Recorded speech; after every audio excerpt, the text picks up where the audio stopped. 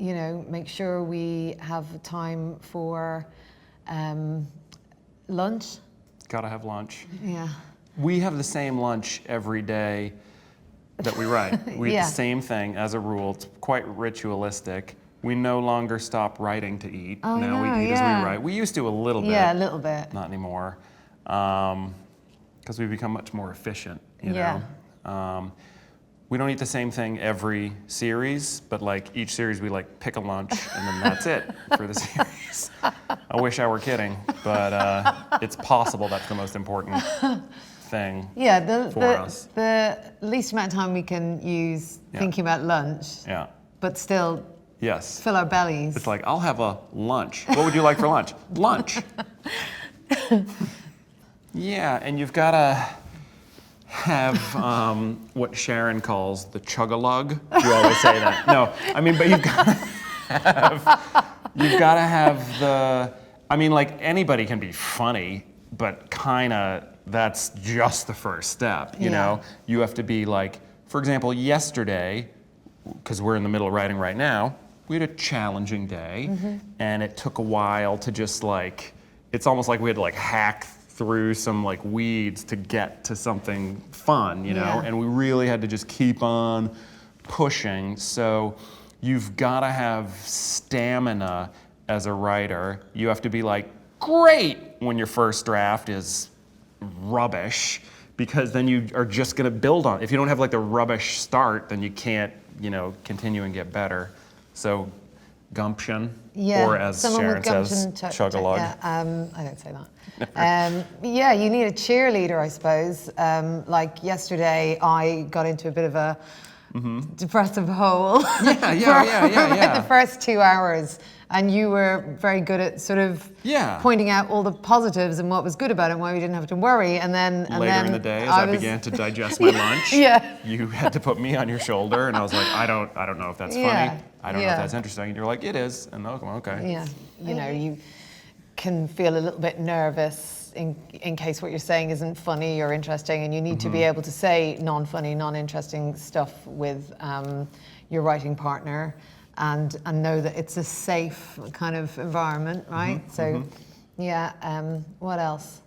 And if somebody who you can like, like if I come up with something, you're like, I know you're not like, no, I want my idea and not his idea. You just want a good idea. So you care about the story more than you care about my feelings. That's right. And I like that. So our writing process is pretty kind of easygoing initially, isn't it? It's just like sitting around and talking about ideas and what we did in the previous series. And we have we've had a writer's assistant the last 2 series, so we kind of usually get them to sort of check stuff that's gone before in other series, so we know we're not repeating ourselves. And you know, so we do all that. We talk about what the show is kind of about in a thematic way before we get into the nitty-gritty of storylines or narrative, and that's the kind of fun bit, isn't it? And then it gets a bit more structured, and then we just sit and splurge it out. Yeah, I mean, the outlining, I think, is super critical. Our outlines now are quite detailed. I think, did we have 11-page outlines for some scripts? And you can't overdo an outline. It doesn't mean that the final episode is gonna perfectly reflect that outline. It probably won't, but you really need to start, or we really need to start from with a map. Yeah. Very important, but the story has got to make sense, and you really have to care. And I don't think we sort of overthink our first drafts. I don't think we don't like sort of, you know, beat ourselves up about them. We just kind of get stuff down. I think that's how I've kind of changed a bit as a writer over the years. I used to, you know, write a page of something, and if it was terrible, I'd just like feel awful and delete it. And now we just keep it all in there. Well, we don't really, I mean, in the beginning, we did that more. Now, like the character of Sharon Morris is a very interesting person. Sharon Horgan, not much there. So we exhausted it, wouldn't you say? At least in your case? No, I mean, with me as well. So now, like, I remember being in episode 3 feeling like, or series 3 feeling like really kind of free, because it was more of a created out of whole cloth thing. Yeah, it's all just pretty much from the characters now, but with a few kind of, you know, a few little bits and pieces thrown in there. I used to sort of sneak people's stories in, or, you know, family sort of stories in, and now I sort of ask or tell people. I mean, if there's something in that's vaguely reminiscent of something someone's told me, or, you know, I just kind of tell them. Yeah, I mean, that's one of the more important balances that we have to strike. It seems to be like the thing that's the easiest, though, right? Like, the funny always kind of finds us. Oh, that's what you were telling me yesterday.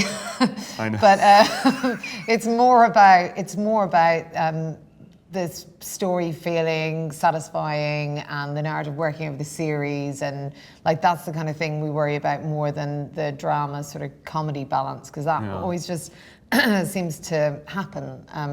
And the odd time there's a scene that doesn't have comedy in it. I mean, it rarely happens, but we'll know that it's happened for a reason, and, you know. Oh, and then, of course, try to do it in a way where you're not hitting the audience over the head, but rather you're caressing them on the cheek. I don't think we think about the acting until we're literally on set that day, and that's, you know, it's a kind of a shame in a way, because if we had more time, we'd probably, I don't know, just relax into it a little bit more, but we're sort of writing like the clappers right up until the last minute, and then suddenly we're on set and we're like, have you learnt your lines? Yeah. No, we better get to it. I know. Yeah, we write, I mean, my favorite part is writing it. I'm glad that I get to act in it, but I forget that I do act in it until we start shooting. I remember we wrote a scene for series 3 where Rob was supposed to be outside in his underwear, and then it got to the day and it was freezing, and I was like, well, I just talked to the producer, and he's gonna wear a bathrobe in this scene, or a dressing gown to translate, you know? So that was the nice. But yeah. it's really fun to have 3 jobs on one show. Yeah. It's like, because it's, you know, it's annoying because, you know, there's a scene in one of the episodes where I have to wear a bikini, and she's like, I was like, it's such a pain in the hole. She's like, you wrote that. Don't put yourself in a bikini. Although saying that, when we write, we constantly read out we do. everything constantly. And then why we kind of sort of know it by the time we get to film. But since we, you know, write an executive producer show and hire the actors, that's not the worst way to show up to a gig, because a lot of people will be like, show up on set and be like, I'm ready to craft my character. And we're kind of like, we hired you because we like your face, the sound of your voice when you speak at a normal rate, so you actually kind of can work less hard than you think you need to, you know what I mean? So it is kind of nice that we come up and just say the words, and then that isn't the worst way to act, I think. Just say the words. But like Tom Cruise is good because he says them and he so believes them because he's insane, and you're like, I believe it too. That's why I love it. God, he's so fun.